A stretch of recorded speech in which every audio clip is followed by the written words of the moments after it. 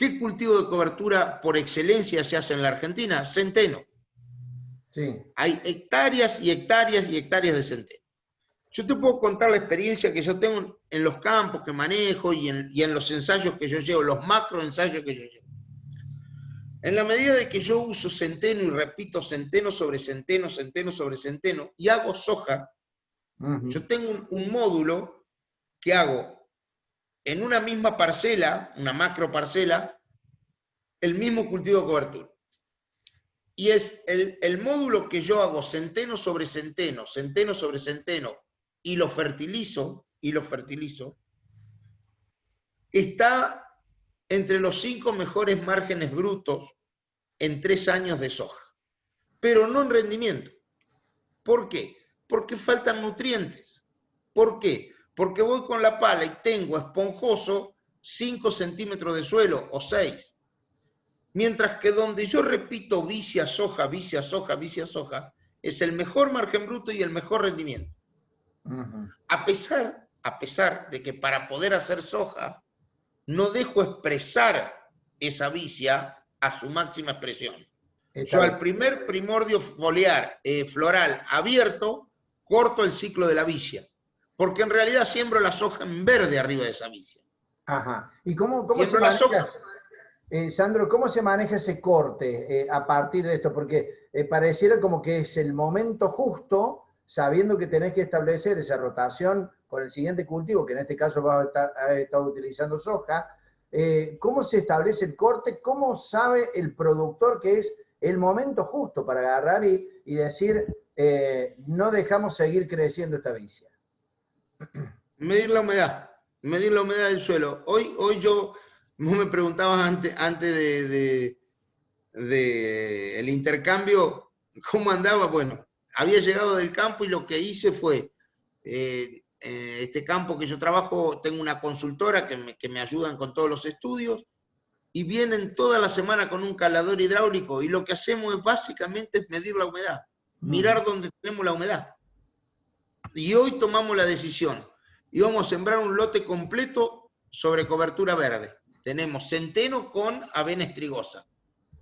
Y en realidad la parte de la loma la vamos a dejar, son 42 hectáreas, vamos a dejar 10 hectáreas porque tenemos 12 o 15 centímetros que están secos. Entonces vamos a arriesgar la productividad de la soja en esa loma, la vamos a dejar. Así decidimos siempre el corte de los cultivos de cobertura. Con un barreno y una pala son dos elementos cruciales para definir cuándo cortar el cultivo de cobertura y obviamente tener un poco de suerte y hoy por hoy los pronósticos climáticos la aciertan bastante y no arriesgar tanto tampoco, ¿viste? No arriesgar tanto tampoco. Yo en los campos que tengo napa arriesgo, en el sentido de que si yo tengo la napa 90 centímetros, yo tengo que dejar el cultivo de cobertura que siga chupando, porque corro el riesgo que ante 2 o 3 lluvias importantes de 50, 60, 70 milímetros, ese cultivo se encharque.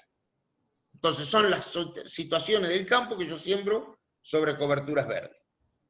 Donde el tarro es grande, ahí tengo mucho más recaudo. Y ahí es donde el cultivo de cobertura te aprieta un poco más el zapato. Y este año han sido muy feos los cultivos de cobertura. ¿Por qué han sido feos? Porque estuvo mucho tiempo en el invierno sin llover. Claro. Y no pudimos cargar tampoco el perfil en abril. En el otoño no se cargó bien el perfil. En muchas regiones del país, prácticamente marzo y abril y mayo ha tenido lluvias normales a menos de lo normal. En uno de los campos que yo atiendo estuvo 5 meses sin llover. Llovió el 25 de septiembre 55 milímetros. Por ese motivo es que yo soy de rolar los cultivos de cobertura y tuve que decidir de pulverizarlos. Entonces, le corté el ciclo y ya me agarraron los cultivos de cobertura con menos producción de materia seca. Pero ¿qué pasa? Como vos empezás a repetir la técnica todos los años, el gran secreto es que con la cobertura no tenés más malezas. Cada vez tenés menos malezas. Ese es el otro secreto. Claro. si vos tenés encima del problema de la sequía, el poco aporte de agua, el florecimiento de las malezas, digo, para arrancar una campaña está realmente complicado. Estás muy complicado, ese es el tema, estamos muy complicados. Y el tema malezas es un tema que hay que prestarle mucha atención, porque es difícil de manejar y difícil de estabilizar los sistemas. Por ejemplo, el año pasado tuvimos un invierno muy seco, sí, y este invierno también fue muy seco.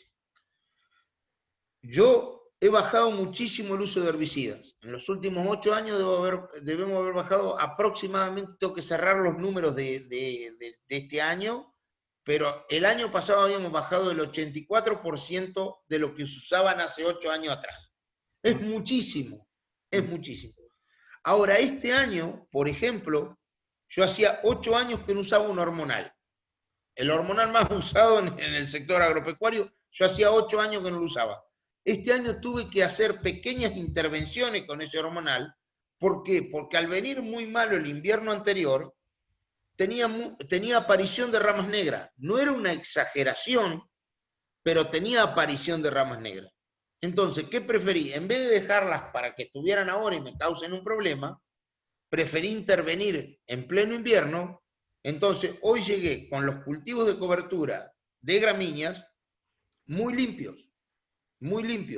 que hacen que me permita de ahora en más bajar al extremo la cantidad de herbicidas que utilizo. Bien. Pero, sí. No, me ibas a redondear esta idea, pero dijiste... Pero, bajar herbicida no es dejar de usar, claro, todo. Es tratar de cada vez empezar a bajar cada vez más para empezar a transicionar y en algún momento usar muchísimo menos o tener intervenciones cada 2 años con herbicidas. Lo cual hace más sustentable el sistema, ¿no? Lo cual hace más sustentable el sistema, lo hace más amigable con el medio ambiente. El sector tiene una presión muy grande de la sociedad donde nos piden que no usemos herbicida, pero realmente no se puede no usar nada de herbicida.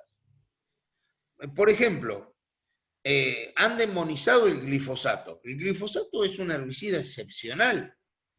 El problema es que nosotros los productores usamos 10 litros. Cuando vos empezás a estudiar, empezás a bajar herbicidas, yo estoy usando medio litro por año, por hectárea. Entonces, para mí el glifosato es, en el momento justo, el herbicida ideal. ¿Me entendés por dónde empezamos a llevar la cosa, no? Totalmente, es decir, ya no pasa tanto a veces por la utilización de la tecnología de estos productos, sino por una simple cuestión de manejo, digo, el conocimiento que se vuelca y hace más sustentable todo, ¿no? Es así, mirá, cuando vos empezás a ponerle, yo siempre digo que a la agricultura argentina hay que ponerle agronomía adentro de la agronomía. Hay que poner adentro de la agronomía que usamos más agronomía. Hay una gran discusión hoy por hoy en la Argentina entre lo que es agronomía, lo que es agroecología, lo que es... Y yo creo que cualquier profesional que nos graduamos en las ciencias agrarias nos enseñan la agroecología. Nosotros cursamos por un lado edafología, por otro lado ecología. Las dos sumadas hacen a la agroecología, que hoy está tan en boga.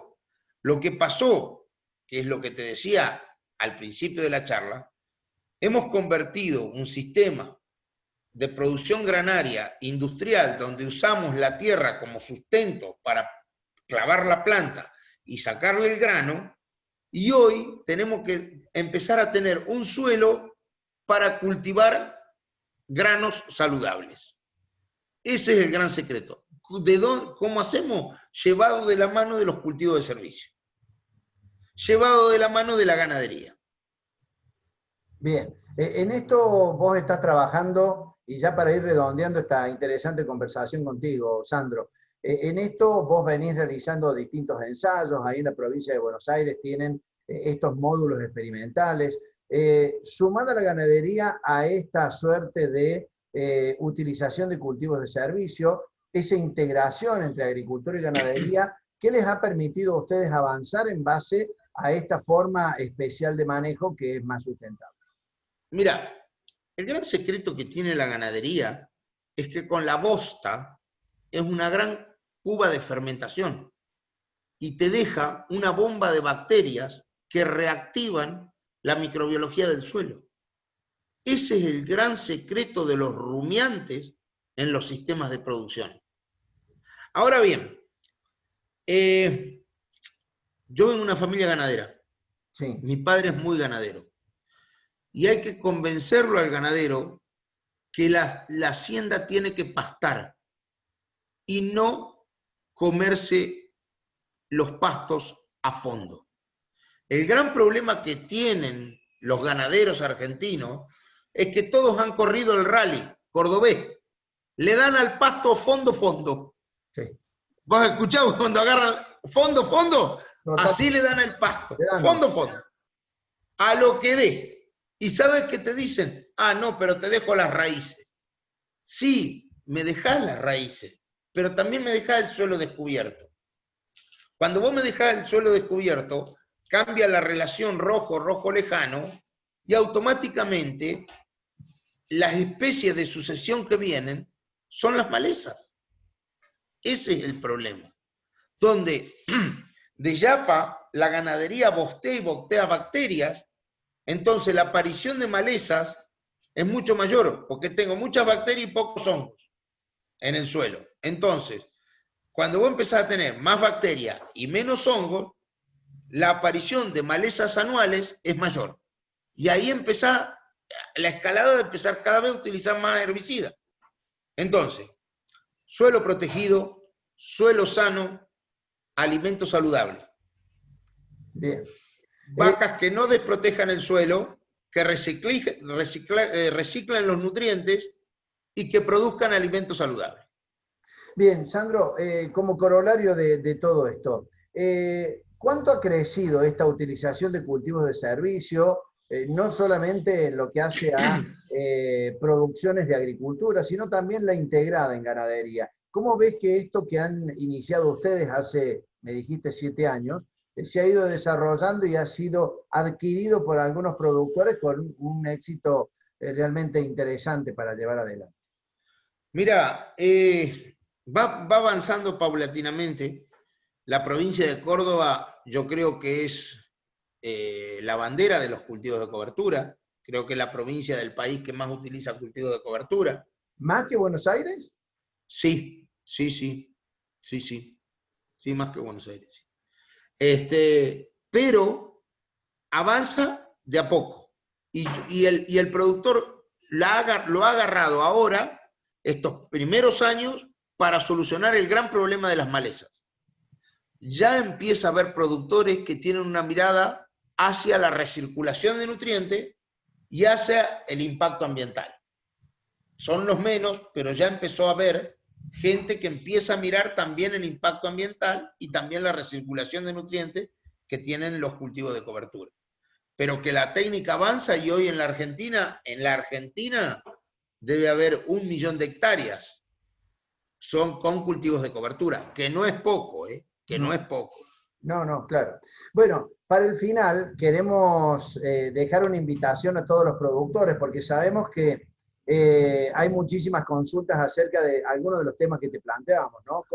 Cómo manejar los cultivos de cobertura en un año difícil donde se ha impuesto la sequía, hasta dónde dejar crecer una planta de vicia, que a veces en medio del follaje que genera esas flores lilas, a muchos los entusiasman, les dicen, qué bueno que esté esta planta, pero vos has explicado bien que tiene su problema. ¿De qué manera los productores se pueden poner en contacto contigo? Porque sabemos que tenés una página muy interesante en Facebook, donde están precisamente distintas cuestiones relacionadas a esta capacitación que vos ofreces siempre. Mira, sí, nosotros, para comunicarse con nosotros, tenemos una página en Facebook que se llama Suelos y Sistemas. Ahí están todos los trabajos que hacemos y ahí respondemos todas las consultas que nos hacen. En general, si nos hacen la consulta a la mañana, se responde a la noche, porque yo respondo las consultas cuando volvemos a la noche con mi esposa, que va casi todos los días al campo conmigo. Así que respondemos. Pero para comunicarnos con nosotros se llama Suelos y Sistema la página que tenemos en Facebook. Y además he visto los videos que desarrollan, donde inclusive hay uno muy interesante donde medís la humedad, como invitaste a hacer a los productores para conocer cómo está el cultivo de cobertura y cuándo en una de esas cortarlo, ¿no? Sí, con una pala y un barreno. Exactamente. La pala es la herramienta número 1 que tenemos que tener los agrónomos. No el barreno, la pala. Tampoco vamos a hacer pozo para poner poste, ¿eh? Porque no nos gusta trabajar mucho, pero sí para mirar el suelo.